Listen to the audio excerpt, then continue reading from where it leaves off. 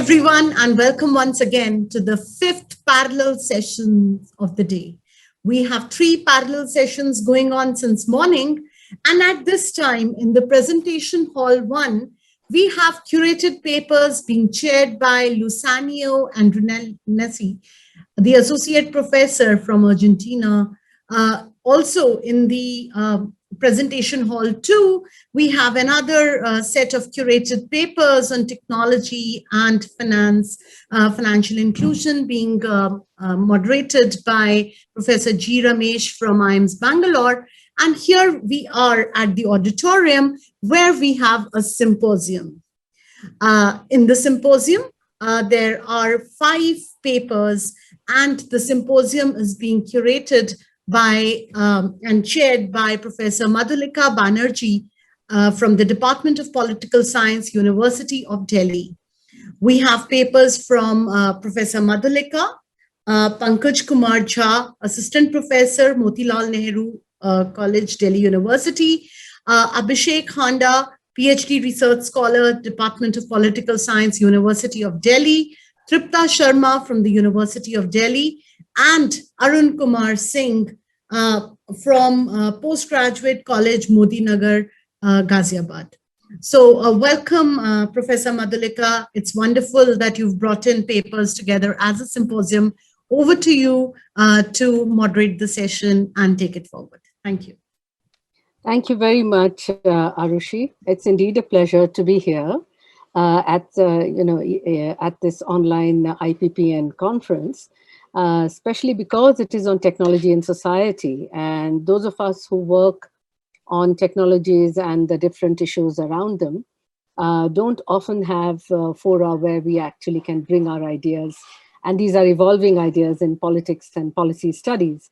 So it's a very good opportunity. Thank you very much. I just want to share to our audience, and I can't yet see who the audience is, but I would like to say that actually I am just going to be moderating this session. I'm not presenting a paper, but the others will be presenting a paper, and I will introduce them one by one. We won't waste much time because we have very little time in this session. So each person will speak for about 10 minutes. That's what they're prepared to do. And we hope that there will be questions and a discussion at the end of the presentation of all 4 papers. Yeah. So I would like to first invite Dr. Pankaj Jha to make his presentation. I would like to alert everyone that this is a session of talking about technologies that are not normally thought of as technologies. So we are talking about knowledge systems which exist in society, in Indian society, which are very important technological systems as well, but are not necessarily or not always recognized by public policy or by state policy to be such, and to have the wherewithal, the significance, the capacity to address issues of development. That's the main idea of picking up these issues, and the papers are all going to be talking about them. Each paper is going to be talking about a different kind of technology, a different kind of knowledge system, and they will talk about how public policy has a relationship with them or doesn't really quite have a relationship, what the issues are, why does policy prioritize some kinds of technologies and does not prioritize others. So therefore, what are the hierarchies in knowledge systems as far as public policy is concerned? So each of these papers is going to be talking about the priorities of public policy as far as the different kinds of knowledge systems on the ground that there are. And in the literature for a very long time, these knowledge systems have been labeled as traditional knowledge systems. We do not use the terminology of traditional knowledge systems. We prefer to call them already existing knowledge systems, because traditional signifies a kind of stultified, static kind of knowledge which belongs to the past. And none of these knowledges actually belong to the past. They are very much a part of the present. And we need to understand what their positioning is in the present. And these presentations are going to be with a focus on policy, how policy relates to these knowledge systems and the lives of people that actually are carriers of these knowledge systems. We are all political scientists, and therefore our concern is for the breakdown of hierarchy, challenging hierarchy, contesting hierarchy, and to see how these knowledges continue to be relevant for the people on the ground, as well as for the larger development project, which is, of course, a very contested category in itself. And these knowledges contest that development category as well. So without much further ado, and with that very, very quick introduction, which is common, we're expecting it to be common to all the papers, I invite Dr. Pankaj Jha to make his presentation on policy with respect to flood control measures located in the Mahananda Basin of Bihar. Over to you, Pankaj. Thank you, ma'am. Sangeeta ji, can you share my screen?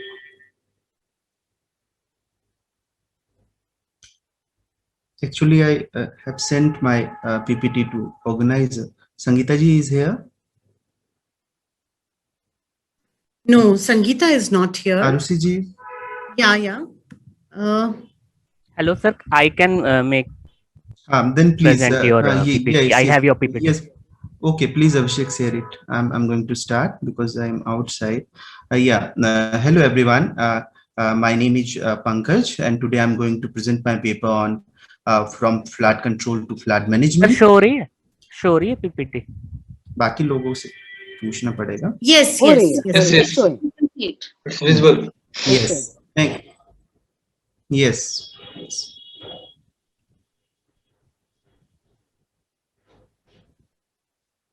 Yeah, I think you can carry on, Pankaj. Basically, there are in background there are two main perspectives on flood control: the traditional and the modern hydrological. The traditional perspective, famously known as living with a flood, views flood as a part of life and focuses on people's wisdom or local knowledge of flood control. While the hydrological approach, on the other hand, is mostly concerned with taming a river and views flood as a disaster that ought to be controlled and possibly eliminated. This perspective dominates the policy of post-colonial state in India. My presentation will focus on the discourse analysis of state policy, comparing it with the discourse of the knowledge of the people living with floods, to argue that the latter be taken far more seriously than it has been so far. I will discuss a few high points. So the policy like the Patna Flood Conference, the flood policy of 1954, the National Flood Commission of 1976, the National Water Policy 87 and 2002, and National Disaster Management Act and Policy. My third slide, if you will see, the picture of Patna Flood Conference from archival sources. Among slide 4, among other issues, the Patna Flood Conference of 1937 saw a strong contest concerning embankments. The group that was not in favor of embankments, which included Governor Hallett and Chief Engineer of North Bihar, Captain G.F. Hall, maintained the idea of embankments to be impractical. Hall argued, as my knowledge of flood condition increased, I began to doubt the efficacy of the bunds and gradually came to the conclusion that not only was the flood prevention undesirable, but the burns are primary cause of excessive flooding. On the other hand, the group which was in favor of embankments, including people like Nirapad Mukherjee and Jimuddin Sen, maintained that floods could be controlled through dams and embankments. Mukherjee argued that the experts wanted the government and the public to become anti-dam minded and let the nature take its own course. This was an outdated and defeatist mentality. So the government must help the suffering population and the experts must find the means. Thus, while the Patna conference had presented the contestation, a majority of participants emphasized a constructive policy by which the government could devise means of adapting the natural tendencies of river to benefit the local people instead of opposing the natural tendencies of waters. In this way, it became clear that the two positions had clearly drawn lines between them. Following this, in 1948 itself, Kosi project was given permission by the government, and the Damodar River Valley project and Bhakra Nangal project were sanctioned in 1949, the Hirakund project in 1957, lauded by Nehru as Temple of Modern India. Thousands of dams were subsequently constructed by the state after independence. As per the official data, in the period of 1951 to 1996, 3,067 dams were built on different rivers. In slide 5, for the post-colonial state, a high modernist ideology for development and progress and satisfaction of human needs was adopted. And it was declared that projects of national level development were compulsory. Since floods were viewed as a challenge to national development, then they needed to be controlled. And this perspective then dominated the first national flood policy, basically famous in a name of Pratham Rashtriya Baadh Niti, declared in 1954. In the National Flood Policy 1954, efforts were made to establish the perspective of controlling the river water by constructing dams and embankments so that the chances of flood occurrence could be reduced. The security of flood victims was planned for in 3 phases. The first phase, initial 2 phase, was for the immediate relief and devoted for the intensive investigations and collection of data on flood. For immediate measures of flood protection, comprehensive plans were drawn up and designs and estimates prepared. The second phase was for the short term, 2 to 7 years, when plans would be created for embankments and channels would be repaired and better plans would be sought. In the third phase, for 7 to 30 years, the main focus would be on conserving the tributaries of rivers, water sources, and extra embankments, which were enlisted in the long-term phase. In slide 6, the next National Flood Commission, famously known as Rashtriya Baadh Ayog, was set up by Ministry of Agriculture and Irrigation, Government of India in 1976 to evolve a coordinated, integrated and scientific approach to the flood control problems in the country and to find out a blueprint for the set of priorities concerning flood-related issues for implementation in the future.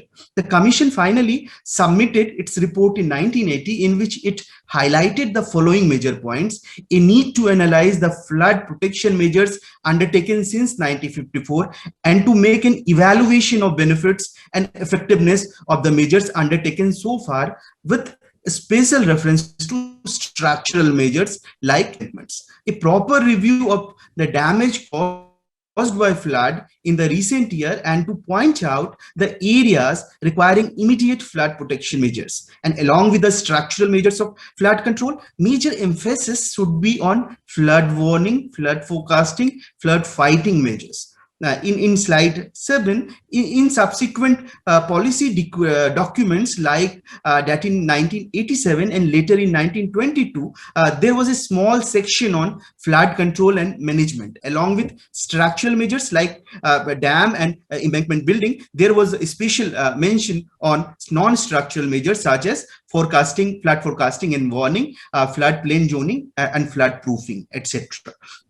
But the real shift occurred when the National Disaster Management Act 2005 and the National Policy on Disaster Management 2009, floods were dubbed as disaster and more focus was given to flood management. Along with that, measures were also mentioned to provide for various disaster resilient strategies for the displaced people. The aim of this policy is to minimize the losses to the lives, livelihood and property caused by natural or man-made disasters, with a vision to build a safe and disaster resilient India by developing a holistic, proactive, integrated adopted multi-disaster oriented and technology-driven strategy, centered to the policy initiative where providing people separate relief camps, food, medical facilities, safe drinking waters, and cattle feed, etc. Thus, the discourse of post-colonial states policy on flood moved from importance to structural measures like high dams and embankment as a solution of flood control in 1952 to non-structural measures of flood control and management in National Water Policy 2002. With the passing of the National Disaster Management Act in 2005, floods were categorized as a disaster, and hence the idea of flood management was reinforced instead of flood control. So the improved National Disaster Management Policy of 2009 presented a detailed recommendation for its management. In this way, the discourse moved in categories created in modernist framework elsewhere in the world. Thus, there was no way there could be any space for the approach for which Dinesh Mishraji's coined that name, living with the flood.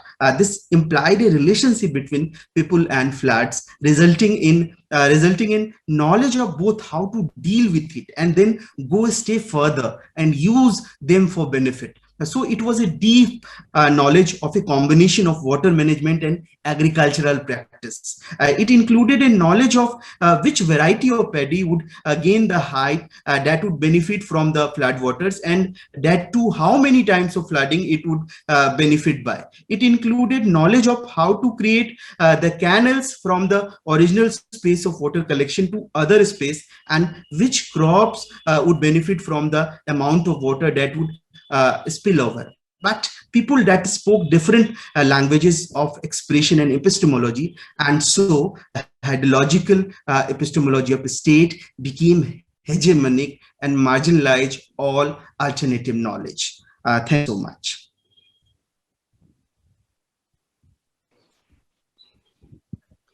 Thank you, Pankaj, also especially for sticking to the time so scrupulously.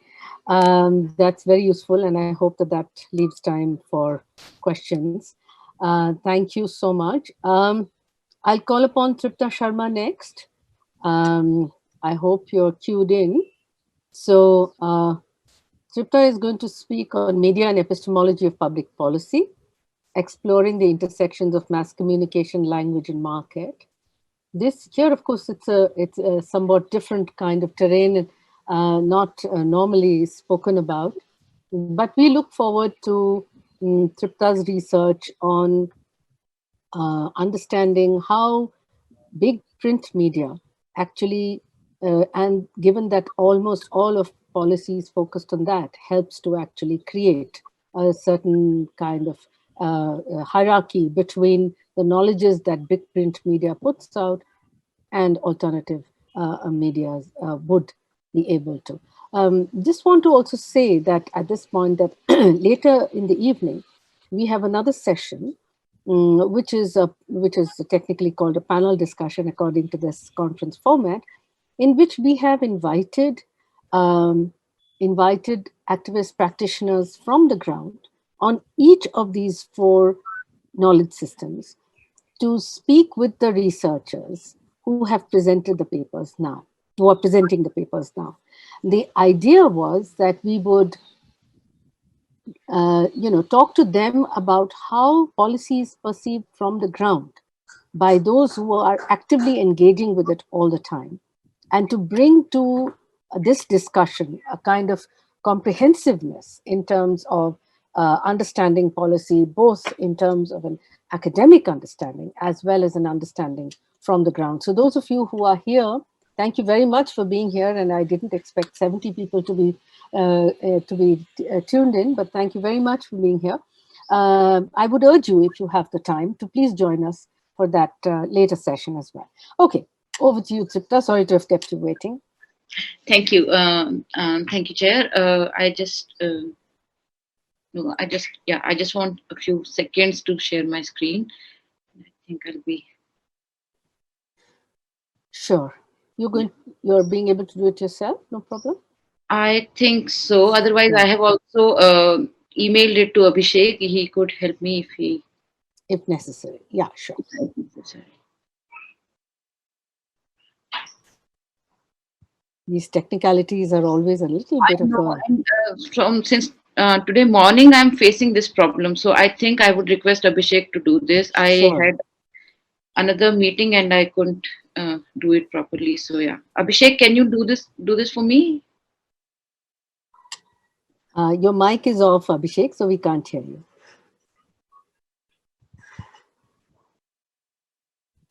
Hello. Yes, it is just downloading. I just saw your mail. Okay. Okay, no worries. So just to also, acquaint the audience with the range of papers that are being presented here. And I have just you will shared see the that, screen. oh, lovely. There you are. Yeah, okay. Thank you, Good stuff. Abhishek. Please carry. Yeah. Yeah. So, as you can see that the title of my paper is Media and Epistemology of Public Policy, Exploring Interconnections of Mass Media, Language and Market. So in this particular paper, I'm trying to see how ignoring the channels of communication, media in this case, leads us, creates an epistemological gap to understand public policy. So this is the general idea with which this paper is being written.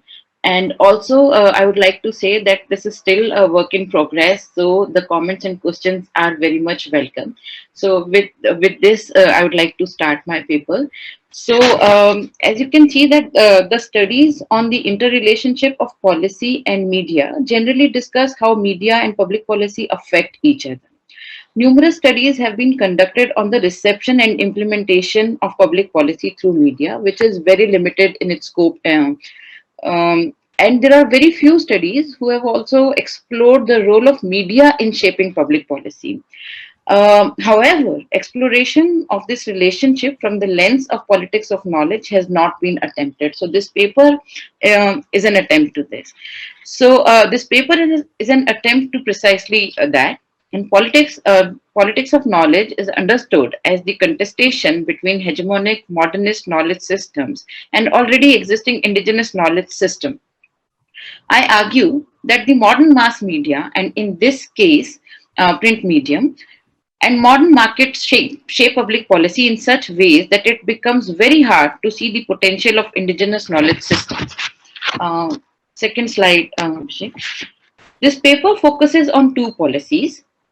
The first policy is from colonial India, helps us to investigate the complex relationship between language and politics of knowledge. The second policy, namely foreign direct investment in print media, which came in 2002, allows us to see the market's influence on public policy and how media becomes an important part of the centralizing tendency inherent in modern market. Through analyzing these policies, the paper goes on to discuss how media become pivotal in creating a dominance of modernist knowledge. And what are the success chances for indigenous knowledge systems against modern state forming policies and modern market and mass media? Next slide, third slide, Abhishek. Stay on this, third slide. In colonial India, there was an unstated but clear policy to favor the missionary institutions committed to promote Western ideas and scientific knowledge. Further, the printed text became the only authentic source of information, and the traditional and community based communication systems were largely rendered inauthentic by the colonial regime. Schools and colleges were set up by various missions, used uniform printed textbooks in order to spread scientific knowledge, quote unquote. Other than school and college, many independent printing press initiatives also aimed at evangelization. Thus, the early printing press scenario in India aimed to spread Western ideas both in scientific knowledge and theology. The primary material printed in Indian languages was limited to printing government publications, calendars, directories, travelogues, translations from Persian history and literature, maps, etc. In few languages, philosophical and religious discussions were also published. On the other hand, printing press dealing with political issues such as the nationalist press had to face numerous censorship laws because they were really inconvenient to the colonial regime. And In this time, English being the language of the rulers as well as the language of the Indian nationalist elite by virtue of their educational training, of course, became the prominent language. With the dominance of English, Western ideas and value system also got prominence. And however, what we miss in this entire scenario in general academic discussions that without the print medium, the hegemony of either the language or the Western ideas would not have been possible. There are scholars like Elizabeth Eisenstein who discuss how important print technology was to establish the dominance of European languages not only in colonies but also over the classical Latin. So with print technology, it was possible that European languages became the carrier of scientific knowledge to the world. Thus, print played a key role in establishing the dominance of the modern West. Next slide, fourth slide. So, fourth slide, the previous slide, Abhishek. This? Thank you. Thank you. Yeah, this one. Thank you. So not considering the implication of technology, and in this case, media based on print technology, leaves an epistemological gap in understanding public policy from the politics of knowledge perspective. As for indigenous knowledge systems, which are largely diffused and decentralized, facing a knowledge system backed by a technology having power to spread from one source to the whole world was very difficult. And that also deepens the contestation that we are looking at. In the second part, next slide, Abhishek. Thank you. In the second part of this paper, I would like to discuss the policy allowing foreign direct investment in print news media. The policy, as I said, came in 2002, and the stated object of this policy was to benefit the press in India from foreign finance and ensuring the modernization of the industry. By retaining the editorial board and board of directors to Indian companies and Indian people, the policy hoped that the Indian press, while receiving profits from foreign investors and international market, would not compromise on the content and will keep democratizing the Indian public sphere. However, contrary to this belief, this policy changed the face of the Indian press. The focus of the press shifted from selling the Indian readers to Indian market to the international market. Also, a clear attempt to create a depoliticized citizenship can be seen in post-FDI Indian press. Most studies on Indian news media do not discuss role of this policy while discussing growing control of market forces over Indian news media. What are the implications of this policy on the indigenous or already existing knowledge systems? The modernizing project, as one of the objectives of this policy, implied that the print media should follow the business model of its Western counterparts, which effectively changed the content and the presentation of the news in India. We also see growing proportions of the so-called international news falling in the category of infotainment or the news that is least important or useful for Indian masses. So that was one of the clear results of the FDI policy. And since FDI required the print media to be more market oriented, homogenization or standardization of opinion and taste become desirable. The FDI policy, in fact, brought modernization and the market together that pose a serious challenge to already existing knowledge systems. Next slide, Abhishek. So why am I saying this, and how do I look at the role of media in this? The power of mass media is to reach many people at once from one source. So be this message a knowledge, power, or market. So analyzing any policy without accounting for the channel through which it reaches people would be an incomplete analysis. The importance of media for the market is that it provides the latter with a consolidated market. To ensure profit, it is important that heterogeneity is avoided, and mass media is a fit instrument to shape or rather standardize public opinion. Already existing knowledge systems are locally based and heterogeneous. These knowledge systems are not useful for the mass media, nor the latter is of much help to the former owing to the local character of already existing knowledge systems. Thus, I argue or I propose that in order to have a nuanced understanding of public policy, the role of media need to be interrogated more carefully. In both the policies, we see that without print mass media, the spread of modern knowledge or modern market was impossible. Print media contributed to centralizing tendencies and worked along with the modern state and market, and thus posing a serious challenge to already existing knowledge systems that rely on diffused and decentralized systems of communication. Thank you.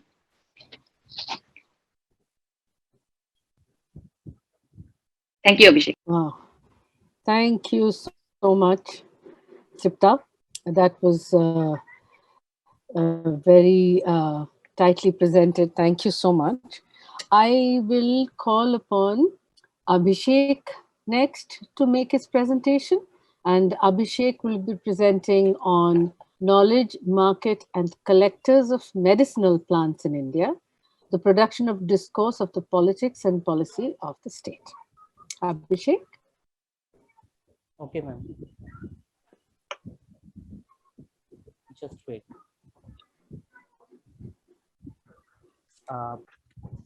Good afternoon, everyone. Today, I'm going to present my paper on the topic Knowledge, Market, and Collectors of Medicinal Plants in India, the production of discourse of the politics and policy of the states. The tremendous growth in the market for herbal medicine since the 1990s has prompted large-scale industrial production of these medicines by big pharmaceutical corporations. This relies on medicinal plants mostly derived from the wild, and while their market has grown enormously, it has also led to their over-harvesting without any concomitant effort at regeneration. A crucial part of this story is communities of collectors that have the traditional knowledge and expertise to harvest them and whose livelihood it is. Their location makes them vulnerable to the power of the corporations while also being criticized for over-harvesting. Yet it is the corporations that depend upon these collectors' knowledge that make the decisions about the volumes to be harvested. The pharmaceutical corporations who manufacture the traditional medicines are deeply located in the economic theory of return to scale as well as the logic of internal efficiency. This anthropocentric cosmology of the market has not only threatened the sustainability of the various species of medicinal plants, but also selectively and strategically appropriate and exploit some aspect of the collector's wisdom and knowledge. This has resulted in the damage of centuries-old traditional customary knowledge and practices of traditional societies and collectors regarding sustainable collection and harvesting. This presentation is primarily based on my ethnographic field visits in the Chamba district of Himachal Pradesh and Bastar region in Chhattisgarh. The modern market supply chain of the medicinal plants open up the vast reserves of the wild natural resources of medicinal plants for industrial exploitation for corporate stakeholders. They have neither any historical linkage with the habitat in which these plants grow and exist, nor do they have any direct contribution in the maintenance and identification of these plants. So while their market has grown enormously, it has also led to the overharvesting without any concomitant efforts at regeneration. The local village collectors are usually part of communities that have built up their knowledge of accessibility and medicinal properties of these medicinal plants over centuries of care, experience, and their community management practices. Thus, the knowledge of these plants is the part of the intellectual commons of these communities. The powerful stakeholders of pharma industry depend more and more material according to the demand for their products. The collectors depend on this for their livelihood, so are vulnerable, though their skill and knowledge are crucial. Their lacking political and bargaining power means that they have to harvest more and more while getting a very little price for it. So they remain poor while also being criticized for over harvesting. Big pharma corporations have promoted the trade of medicinal plants such that 90% of the medicinal plants required as a raw material are sourced from the wild because they are cheap and believed to be of higher potency. These corporations otherwise do not get the various species of wild medicinal plants directly from their source of origin in the forest areas.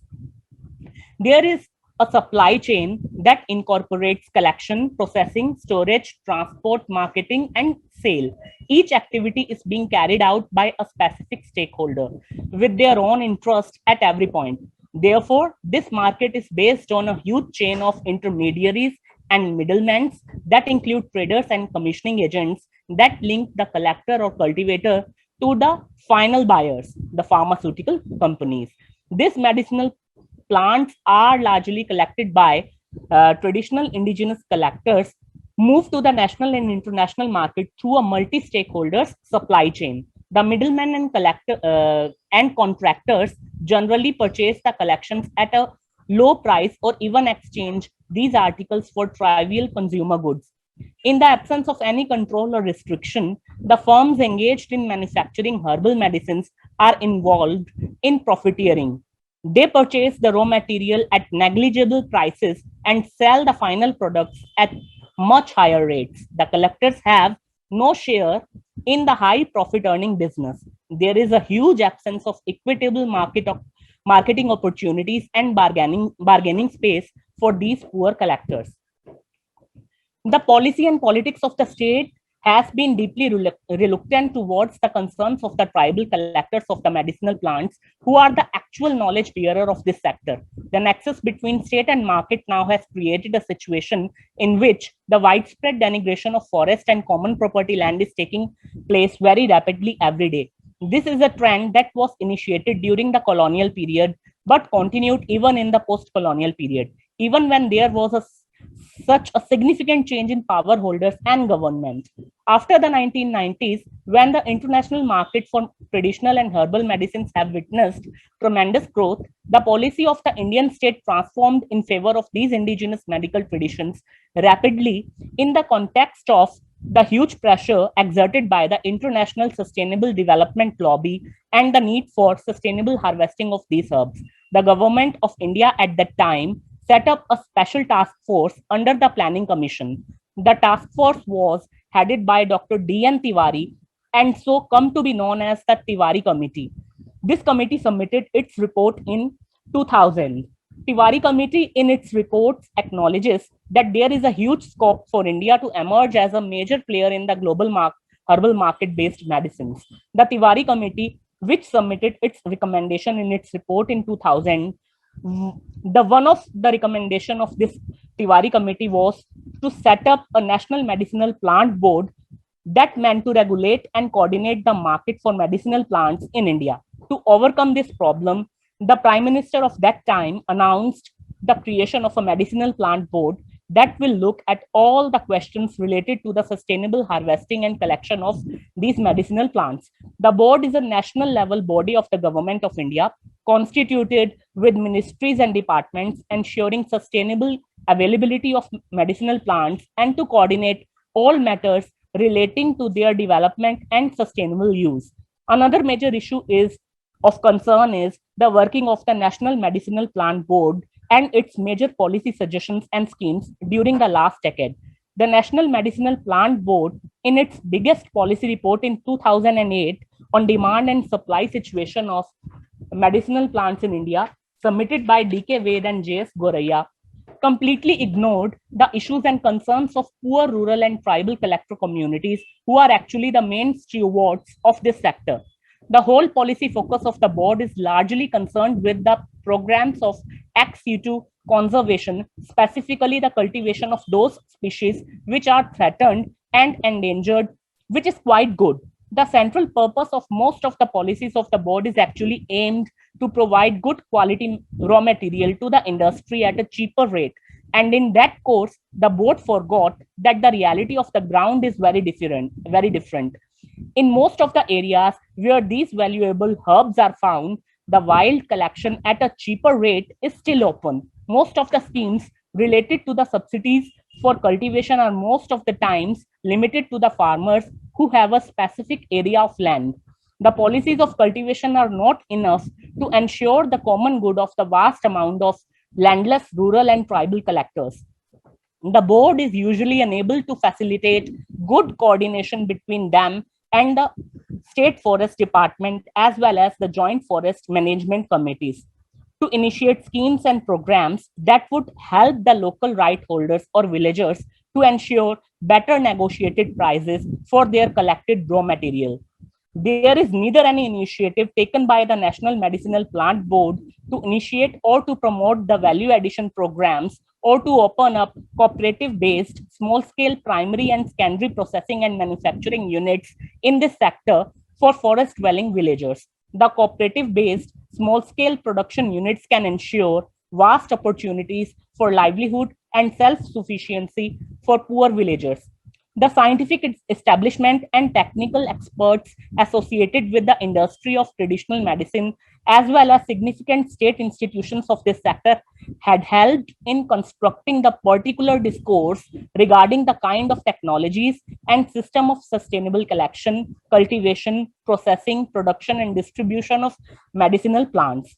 This whole process is deeply embedded in power structure of the political economy of the pharmaceutical industry, but also very importantly, this whole policy focus is highly ignorant and exclusionary towards the social, economic, and political concerns of the rural collectors and their epistemic parameters of collection, harvesting, and processing.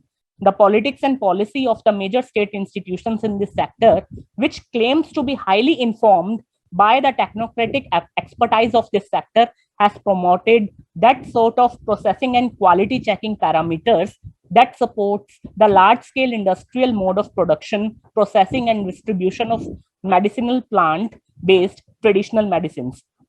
The state policy makers and experts in this sector had failed to establish fair dialogue with rural indigenous collectors who are the real stalwarts of sustainability. These rural collectors could explain the real grassroots situation and can explore the potential strategies of conservation. So on the basis of these facts, it can be argued that policy and politics of the state and its institutions suffers from a modernist pharmaceutical worldview that has severely neglected the prominent role of the poor traditional and rural collectors as the active and the primary knowledge bearers of the medicinal properties of various species of these wild plants. The language, agenda, and the perspective of the state, scientific establishment, as well as market is deeply political, which seems clearly biased towards the long-term interest of the pharmaceutical industries.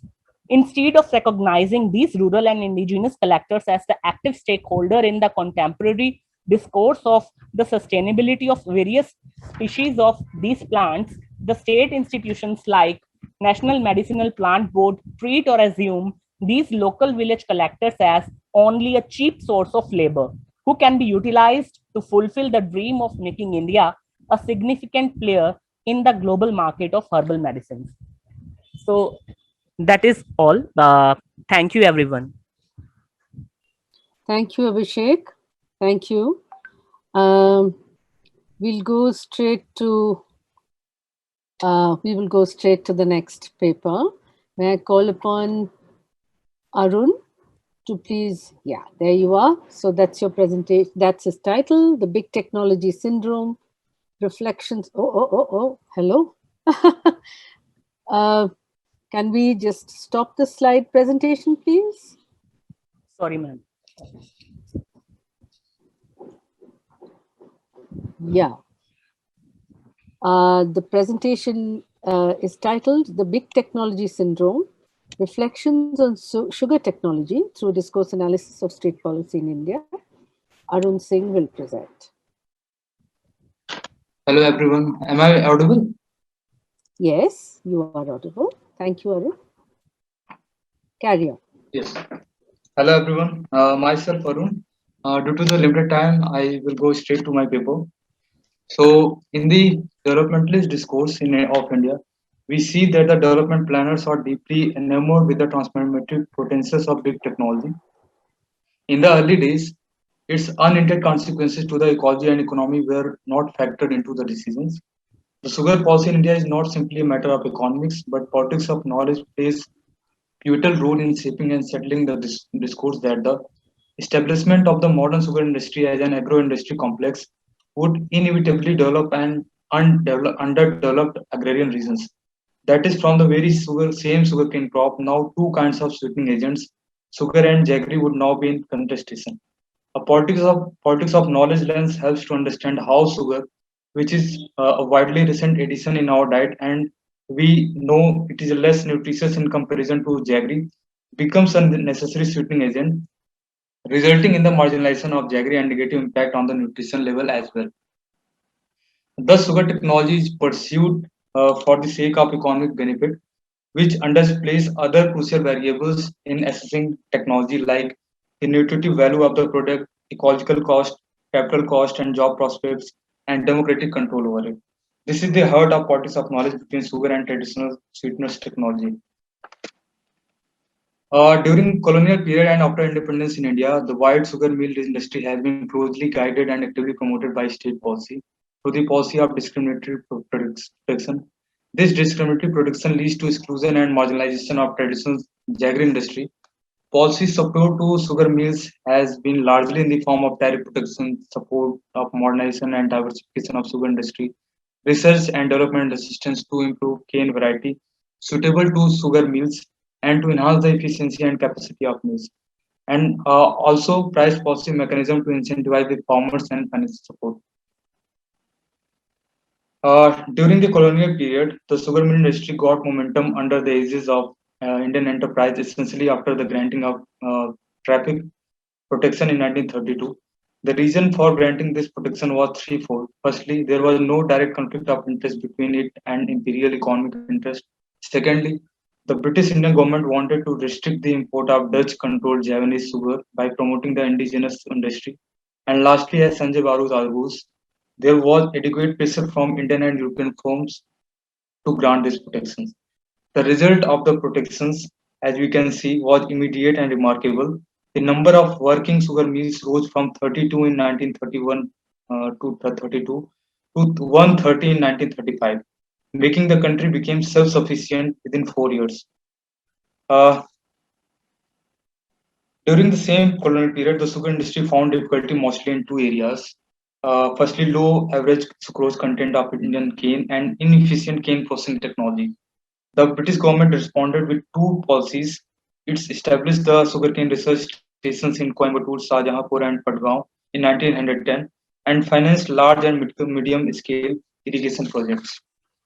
The research responded to the mill requirement of cane for much longer period, mostly for about 6 months from October, November to March, April, with the traditional varieties of cane couldn't because they didn't comprise early maturing and late maturing varieties. The development of new variety marked a conflict of interest between the sugar millers on one hand and the cane growers, traditional sugar makers, and other hand. The cane variety CO214, for example, was of low tonnage but was of high yielding cane in terms of sucrose. The millers benefited from this cane variety due to its high sugar content, and the peasant lost out since the mills paid on a weight basis for the cane. The traditional gur makers found a disadvantage because of this new variety of cane, because this cane required a sophisticated iron roller in its crushing.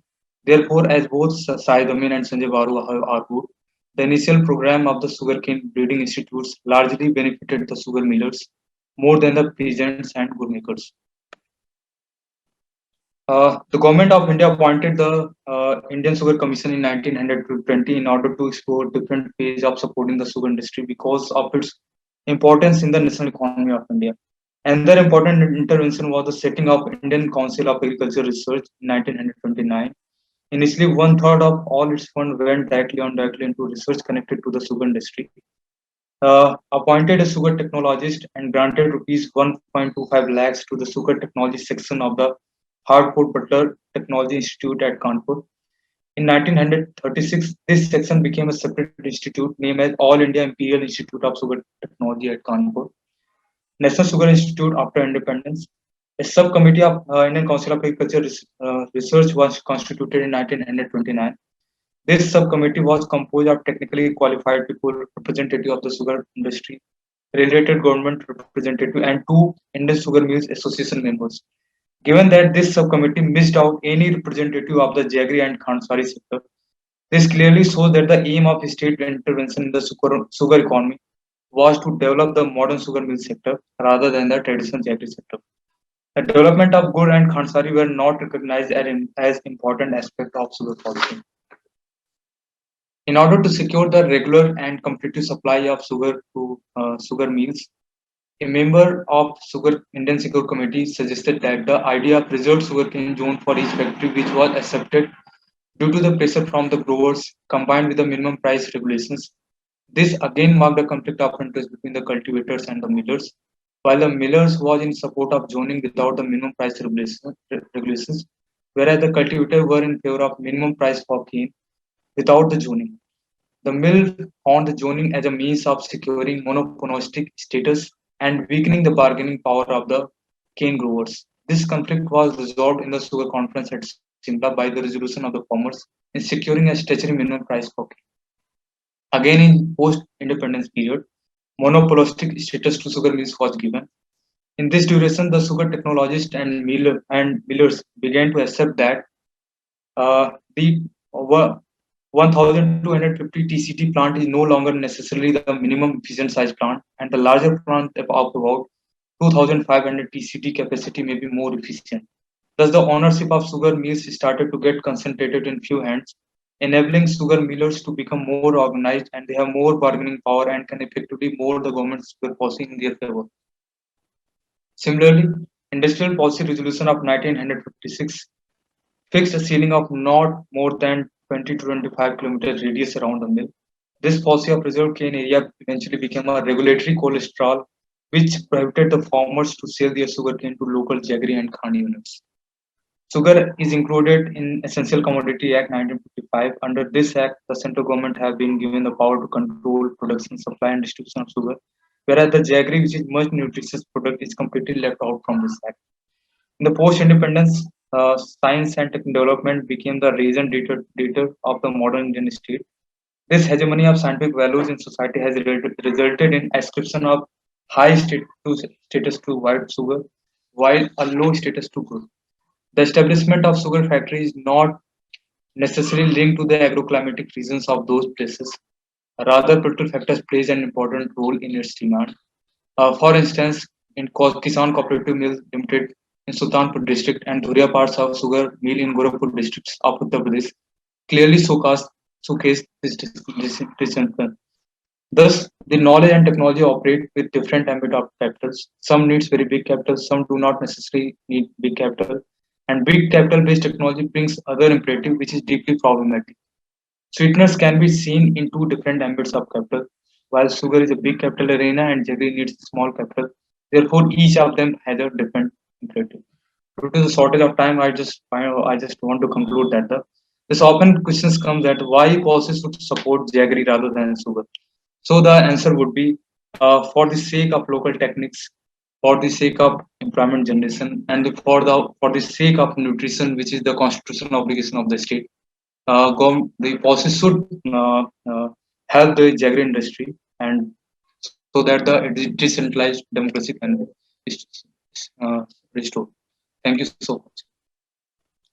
Thank you, Arun. Thank you very much. Okay, so we have these four presentations, and I think we have a few minutes for discussion still. We began a little bit late. So I invite questions and I invite comments from the audience. I believe there's either you can put it in the chat box and we can then share the question with the speakers, or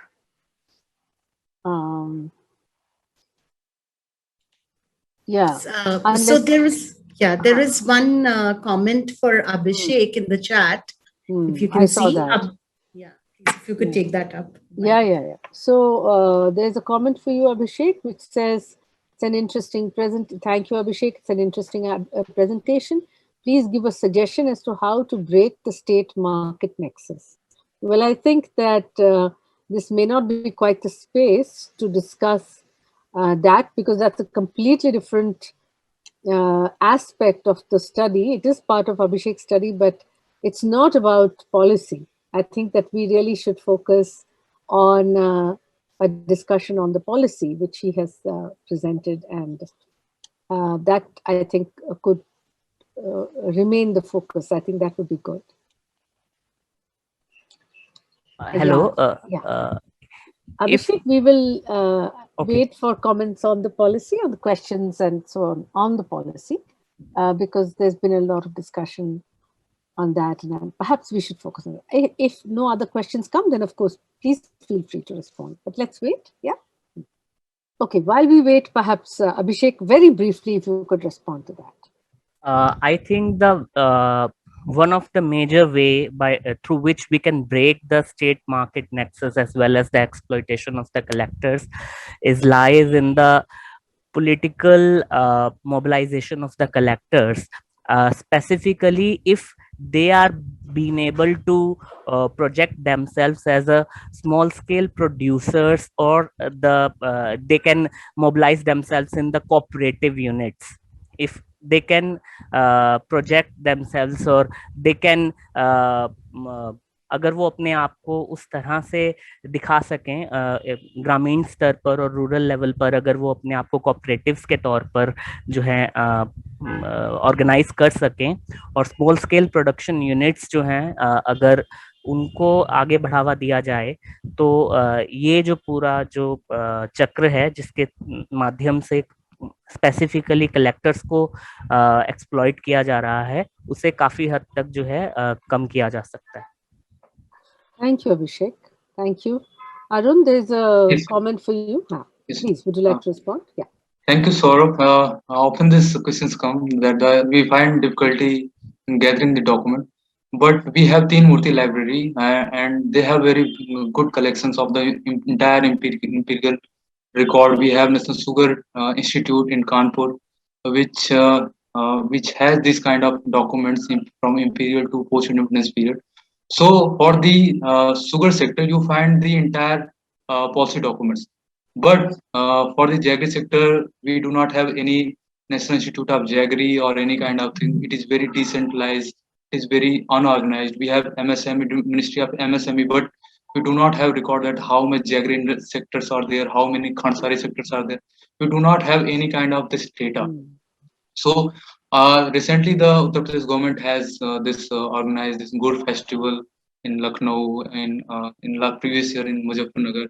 Now there is some attempt, though at a limited level, but I think that this kind of initiatives will definitely help in gathering the documents. Thank you. Thank you, Arun.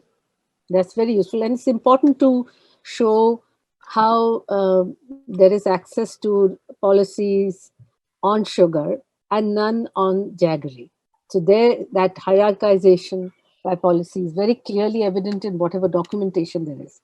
And sugar is, a high technique, as you said, big technology product, whereas jaggery isn't in the MSMEs. It's a small and medium enterprises. That's a small enterprise. So that classification itself is deeply political. And in the discourse, these categories themselves lend themselves to interpretation. Yeah. Thank you for those questions. More? Are any more coming? We'd be happy to take them up. Okay. Arushi? Can we wait? So no, we don't have further questions. It looks like but thank you so much, Professor Banerjee, for such interesting discussions in the symposium. And the young faculty and researchers are doing an amazing job. The research is at the ground level. The insights are very, very valuable, and they do have the potential to impact policy in a big way. So congratulations, to everyone who's presented here. Arun, Pankaj, Tripta, Abhishek, thank you so much. Yeah. Thank you so much, Arushi. For putting this. Thank you very much.